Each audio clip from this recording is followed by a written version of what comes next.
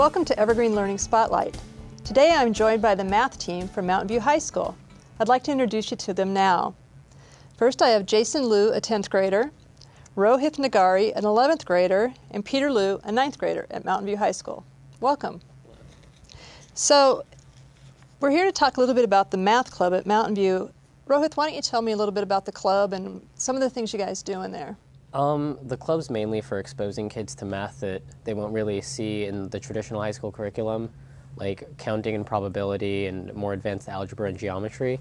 And so it's mostly, we explore topics that are really like outside the realm of that and introduce kids to competitions and hopefully encourage them to like enjoy math for the rest of their life.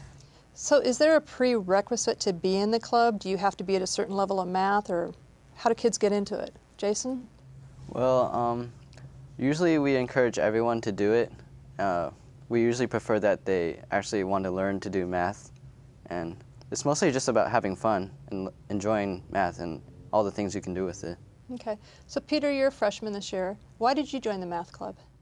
Well, I joined it because it's basically, kind of like the pipeline to competitions at Mountain View, and it allowed me to, socialize with the other kids that were interested in math, so I could get with people that were like interested in the same things as me. So that's great.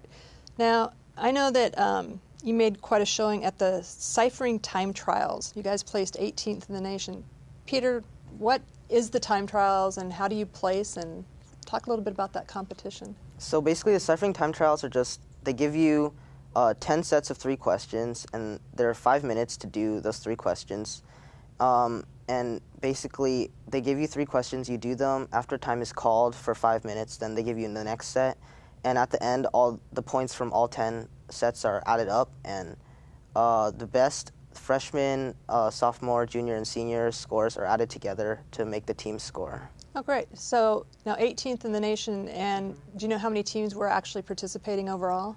I don't, but I believe there's probably a lot. It's a pretty big competition. Okay, great.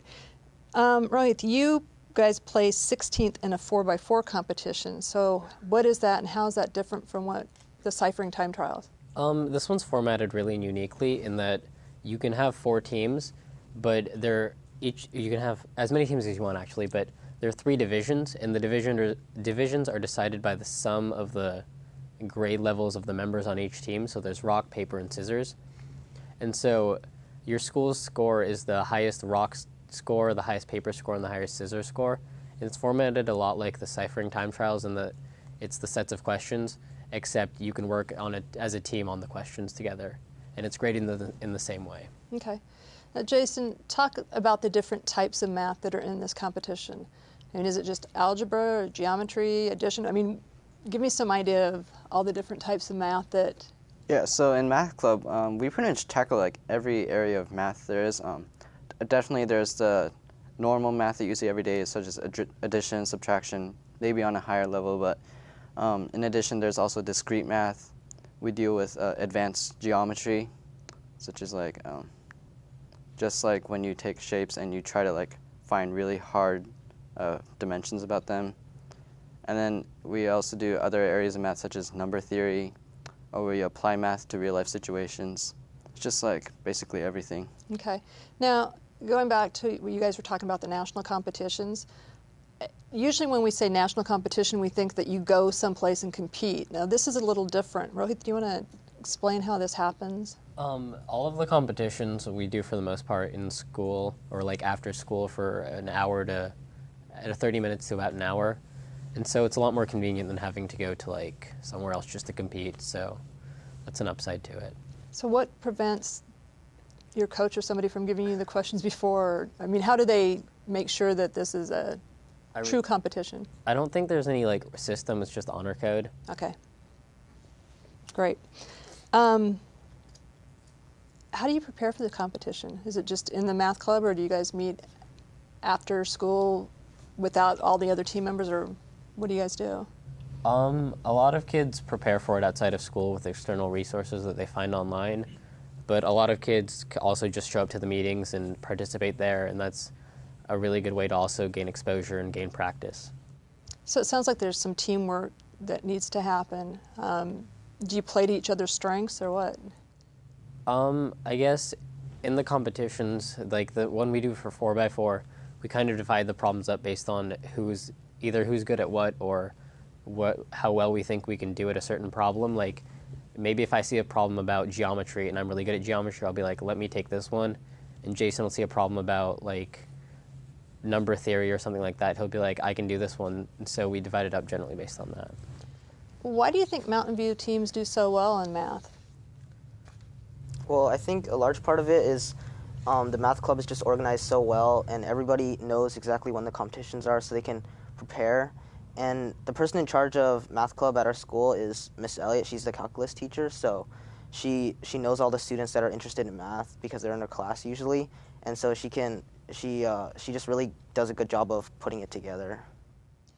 So do you think being in math club is actually helping your math skills, or were you all really so good at math already that it's just a fun competition?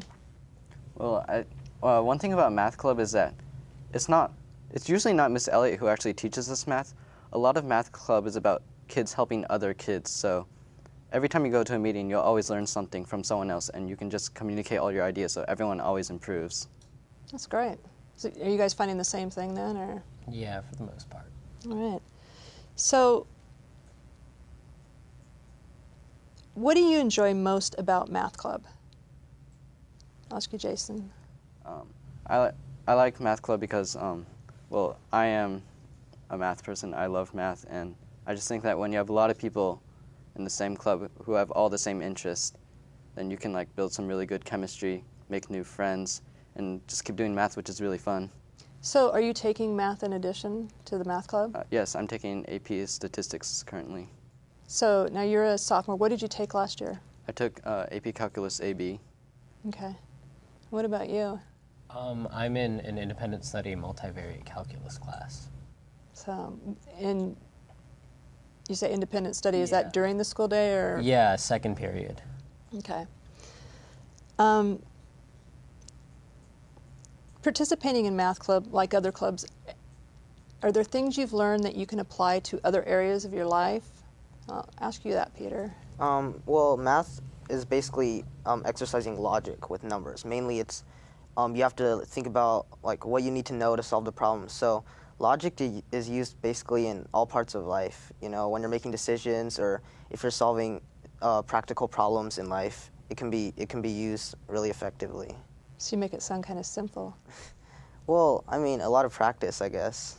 Yeah. Have you always liked math? Yeah, it was pretty fun because you get to, you know, it's just like solving puzzles. So you can approach problems in different ways, and then basically there's some creativity in how you solve these problems. That's great. What about you?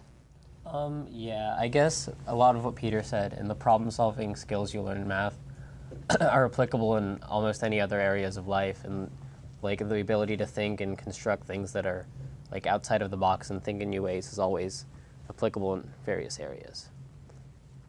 Any different answer, Jason? Or- Yeah, it's mostly an iteration of what Rohit said, but in addition, sometimes when you do math problems, you'll always get to a math problem that's really hard, and sometimes you'll just want to give up immediately, but a lot of, like, one important thing that math has taught me is that to never give up, and you can always just keep going at the problem, and sooner or later you're going to solve it. Now, we hear a lot about young women don't like math. Are there girls in the math club, or is this mostly guys, or? Well, I mean, there's definitely girls in the math club, and I guess maybe you see that because maybe boys are more analytical, maybe by nature, and girls are more artistic. But there's definitely both genders represented in math club. That's good. So now, did they also participate in the national competition, or? Yeah. Okay. Just, I want to give a shout out to the girls in case they're watching. So, any more competitions coming up this year? We have the AMY, which is a competition that you qualify for by taking the American Math Competition, and Peter qualified for that, so he's taking that sometime in March. And then we have another WAML, which is Washington Math League, and it's a set of 6 questions that you get, and you have half an hour to do it. And then we have, I think the last one is just the collaborative problem-solving contest, and it's 15 really like kind of abstract problems that aren't necessarily math, and you have like an entire week to work on them, and you can take them home and work with anyone else. And so that's, I think, pretty much the last competition we have. So over the course of a school year, how many competitions do you think you participate in for math? Probably 14 or 15. Okay. And by being in math club, do you have the option of not participating in a competition if you don't feel like you're ready or something, or does everybody in math club pretty much participate? Yeah, all of the competitions are pretty much optional. That's But great. usually there's a really high turnout. Like people that even aren't in math club, they usually participate in those competitions just for the experience and the practice. So how did the other kids throughout Mountain View react when you guys, are able to say that you're 18th in the nation? I don't think it was really publicized that much, to be honest. Yeah. Well, maybe we should get it publicized. That's a pretty awesome thing. Now, I'm going to pick on Rohit just a little bit. I understand you recently took your SATs. What did you score on math? Oh, I got an 800. And for those who are watching who don't know, Rohit actually scored a perfect score on his SAT, so congratulations on that. Thank you. It's nice to have you on the math team. If a student knew you were in math club and was thinking about joining, what would you say to them, Jason, to get them to join the math club? I say just go for it. Come to a meeting, see if you're interested, and if you are, we'd like to sign you up. And what about kids who maybe come in and feel a little intimidated? Is there a way to help them become more comfortable for using math? Well, I think math club is one of the most relaxed clubs at our school. I don't think they'll have actually a problem fitting in. So even somebody like me could actually learn something if I came in there, huh? Yeah, it's a really friendly environment. Good. So next year, are you going to be in the math club again, or Yes. Yeah. Yeah, I'll definitely do it. do it, huh? So what's next for you in math after this year? If you started forecasting for next year and thought about what math classes you want to take?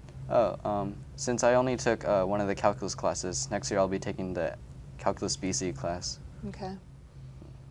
I'm not entirely sure. I think I'm done with most of the math at school, so I might take like a computer science class, which is kind of in the same vein, but I'm not entirely sure yet. And you've got your whole math career ahead of you, right, Peter? Yeah, I'm going to take AP Calculus BC next year. So. One of the things that I've noticed as I've talked with students like you quite often is you also tend to take a lot of science classes. Do they dovetail together pretty well? Or if you're good in math, do you tend to be good in science, or what do you think? I think it's that if you're good at math, then you're more willing to take challenging science courses, and that's been it. That's pretty much the way I am. Science isn't necessarily related to math. A lot of science is either memorization or application of formulas you get. But it's all about if you're willing to do the studying, take on the challenge, do the tests, and just see what happens. Are you finding the same thing? Yeah, I guess for the most part, the analytical abilities that you need and require in math kind of translate over to a lot of science classes. So I guess they kind of work in the same vein where if you, like what Jason said, if you're willing to do one, you kind of have, I guess, not the ability and the willingness to do the other. Great. Well, I want to thank the three of you for joining me today. Congratulations on placing nationally, and keep up the good work. Thank you. Thanks.